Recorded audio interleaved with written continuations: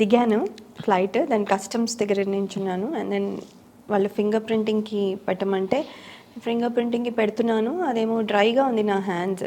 So finger printing సరిగా capture చేయట్లేదు అది. ఇదంతా 2006లో? ఇది ఇప్పుడు జస్ట్ నేను 2 weeks బ్యాక్ వచ్చాను కదా అప్పుడు. దెన్ అతను అన్నాడు, ఓ మీది డ్రైగా ఉన్నాయి, శానిటైజర్ వేసుకోండి అన్నారు. వేసుకుని మళ్ళీ పెడితే చాలాసేపు అలా కుస్తీ పడిన తర్వాత ఫైనలీ 15 minutes తర్వాత అది అయిన తర్వాత అతను, ఎందుకు మీ హ్యాండ్స్ అంత డ్రైగా ఉన్నాయి అన్న. ఏమో అండి డ్రైగా ఉంటాయి నా హ్యాండ్స్ అంటే. ఏంటి అక్కడ గిన్నెలు బాగా తోముతారా మీరు నడుతున్నారు? How do you know? కానీ గ్లౌజ్ వేసుకుని తోముతాను, అది వేరే విషయం. ఎంత కేర్ తీసుకున్నా అంటే ఇట్స్ అంత మరి కూర్చొని ఉండలేం కదా. ఇంటి పని అన్నప్పుడు you have to obviously, and మన ఇల్లు అన్నప్పుడు ఉంటుంది. బట్ అంటే I'm just thinking about, because dance ముద్రలు పెట్టి మంచి హీరోయిన్గా నెయిల్ పాలిష్ వేయి, ఇంకా పెడిక్యూర్ చేయి, ఆ ప్లేస్ నుంచి మనం ఎంత ఇష్టపడి వెళ్ళినా you went to a place of a lot of work, physical work. Probably ఇంత పబ్లిక్ అప్లాజ్ ఉండదు అక్కడ ఆ స్పేస్లో.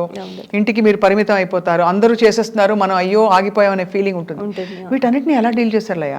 ఇట్స్ డిఫికల్ట్ అండి. ఇట్స్ బిగినింగ్లో చాలా డిఫికల్ట్గా ఉండేది, తర్వాత ఇంకా అలవాటు అయిపోయింది. తర్వాత ఒక రకంగా నాకు ఆ ఇండిపెండెంట్గా ఉండడం ఎంజాయ్ చేస్తున్నా.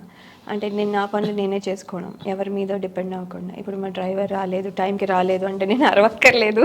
కరెక్ట్. అలాంటి లేదు, నేనే డ్రైవ్ చేసుకున్న థింగ్స్ తెచ్చుకోవచ్చు. ఇలాంటివన్నీ అంటే this is just an example. కానీ అలాంటి ఇండిపెండెంట్గా ఉండే ఇది కూడా చాలా నచ్చింది నాకు. తెలుగు వారందరూ ఖుషి అయిపోతారు, మిమ్మల్ని చూసి సంతోషపడిపోతుంటారా? పడతారు. గుర్తుపడతారా గ్రోసరీ స్టోర్కి వెళ్ళినప్పుడు? కొంతమంది, ఎక్కువ మంది గుర్తుపట్టరు. పెద్ద అంటే చూస్తారు అంటే ఎక్స్పెక్ట్ చేయరు అనుకుంటాను. పెద్ద ఎవరో ఇండియన్స్ అని అనుకునే లోపల వెళ్ళిపోతాము. సో పెద్ద గుర్తుపట్టరు. కానీ ఫంక్షన్లకి అన్నీ వెళ్తే, మన లోకల్ ఈవెంట్స్కి అన్నీ వెళ్తే అవును అప్పుడు గుర్తుపడతారు. ఏమంటారు గుర్తుపట్టి? లాయ గారు మీరా, ఎంత మారిపోయారు, ఇది అది ఏదో అంటారు. అలా ఎలా మారిపోయారని? మారిపోయానంటే మరి ఏమో నాకు ఇది డౌట్ యాక్చువల్లీ. మారిపోయానంటే ఏంటని నాతో చెప్తారు చాలాసార్లు. మీకేం అనిపించట్లేదా? మీరు ఇంచుమించు అలాగే ఉన్నారు నాకైతే. కొంచెం అంటే అదే కొంచెం దగ్గు ఉందని కొంచెం సోబర్గా సాఫ్ట్గా ఉన్నారు తప్ప, లేకపోతే అప్పుడు కూడా అలాగే ఉన్నారు.